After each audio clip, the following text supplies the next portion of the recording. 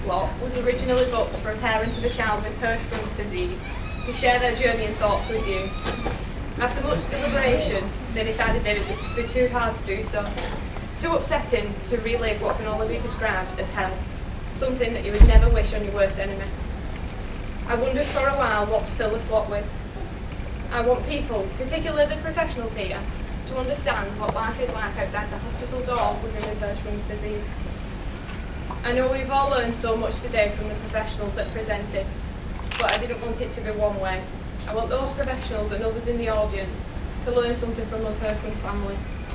So I put pen to paper to try and describe life outside the hospital doors. When Jacob was born, I never expected anything to be wrong with him. I had had an uneventful pregnancy, a long labour, and been given birth to a beautiful baby boy who had 10 fingers and 10 toes, because I checked twice, and it looked a picture of innocent health. I had done labour. The part of I was scared of it was over. I could cope with the sleepless nights. Little did I know that 48 hours later, things would dramatically change for me, my husband, and our new baby. Not just for a day, a week, a month, but for the rest of our lives.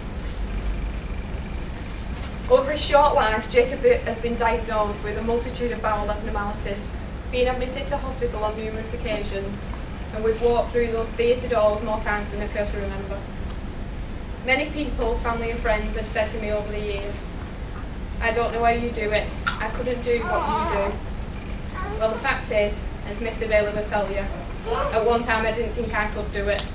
I didn't think I could watch Jacob go through horrible procedures and watch him cry while there was not one thing I could do to help him. I had to rely on other people, strangers, to make my baby okay, make him stop crying and stop the pain, just make him better. I felt out of control and I took my frustrations out on anyone that dared utter more than 2 words to me. My mum, my husband, doctors and nurses all bore the brunt of me feeling completely and utterly out of my depth. I didn't know what to do or who to talk to. All I knew was Jacob had a red wheeze with a long name, and we were told we would never meet anybody like Jacob. So off I went to Dr. Google to ask his opinion on the situation. I've heard some pretty horrible scare stories, but I've kept looking for something positive, something that would make me feel better. Another mum with a child like mine, maybe. Then I found this poem. It is written by a mother of a child who has Down syndrome, and she wrote the poem when her child was born. It's called Welcome to Holland by Anne. I am often asked to describe the experience of raising a child with a disability, to try and help people who have not shared this unique experience, to understand it, to imagine how it must feel. It's like this. When you're going to have a baby, it's like planning a fabulous vacation trip to Italy. You buy a bunch of guidebooks and make your wonderful plans. The Colosseum, the Michelangelo David, the gondolas in Venice. You may even learn some handy phrases in Italian. It's all very exciting. After months of eager anticipation, the day finally arrives. Pack your bags and off you go. Several hours later, the plane lands. The stewardess comes in and says, Welcome to Holland. Holland, you say? What do you mean, Holland? I didn't sign up for Holland. All of my life I have dreamed of going to Italy. I signed up to Italy. But there's been a change in the flight plan. They've landed in Holland and there you must stay. The important thing is that they haven't taken you to a place that's horrible, disgusting, full of pestilence, famine and disease. It's just a different place. So you must go out and buy new guidebooks, and you must learn a whole new language, and you will meet a whole new group of people you would never have met. It's just a different place. It's slower paced than Italy, less flashy than Italy. But after you've been there for a while, and you catch your breath, you look around and you begin to notice that Holland has windmills, Holland has tulips, Holland even has Rembrandts. But everyone you know is busy coming and going from Italy. And they're all bragging about what a wonderful time that they've had there. And for the rest of your life you'll say, yeah, that's where I was supposed to go. That's what I had planned.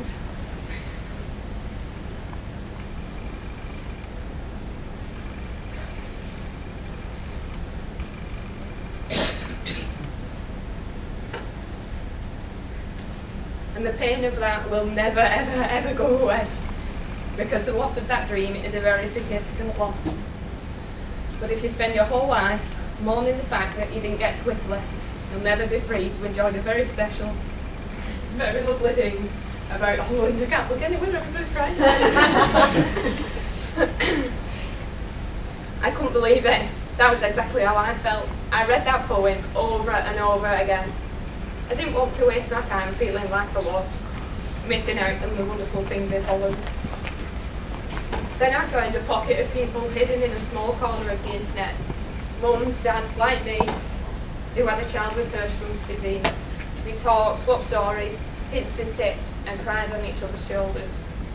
If you had a problem, or your child had a problem, or you were hanging on the knife edge wondering if you should take your baby back to the hospital, again, they are always there and still are there. Over the last 4 years, I have built friendships with them and seen the battles that their children have endured and are still enduring. On the occasions those Hirschsprung's families spend time away from the hospital, without appointments, admissions or surgery, we often feel abandoned. Keeping a sick child well, when you know just how fast their health can decline, is a scary prospect. When you're home alone with just Coronation Street for company and no doctors and nurses there to reassure you. I know from families in the Hirschsprung's community that almost every day a question arises about the health of your child that you want to know the answer to. Is this normal? Do they need to be checked out? Am I just being paranoid? There are no resources in most communities to turn to for help and advice, and without presenting an A&E, getting an answer from the hospital is like a minefield. These families struggle immensely to get any sort of support in the community.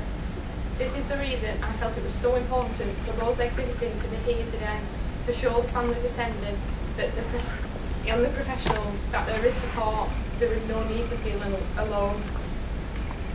I asked the families if there was one thing that they wished their surgical team knew about their life at home, what would that be? The responses I got to that question from the families I asked was a much more emotive response than I had anticipated.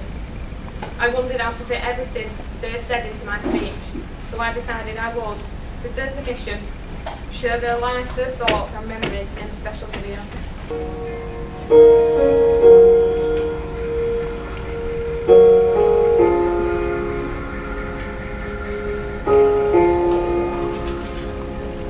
You got wires going in. You got wires coming out of your skin. You got tears making tracks. I got tears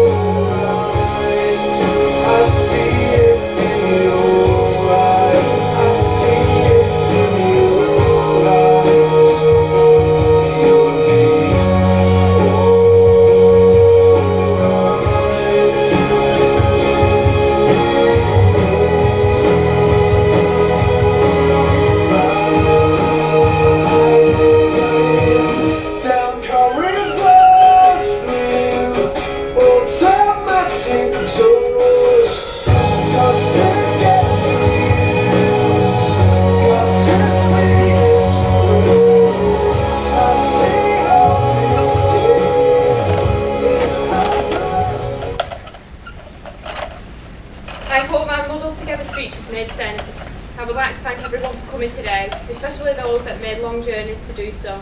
To say thank you to all the children for being so very well behaved, and thank you to Mr Bailey, Brenda, Mr Kenny, and Mel and Jenny for presenting to us today. 4 years ago, I never thought I would be stood here, second chance appeal, and the only reason I'm still standing after 4 years of life with Hirschsprung's disease is because of the support I've had from my mum and stepdad, my gorgeous husband, and most because, look at Jacob, he's still standing. So long as it never beats him, it won't beat us. Thank you.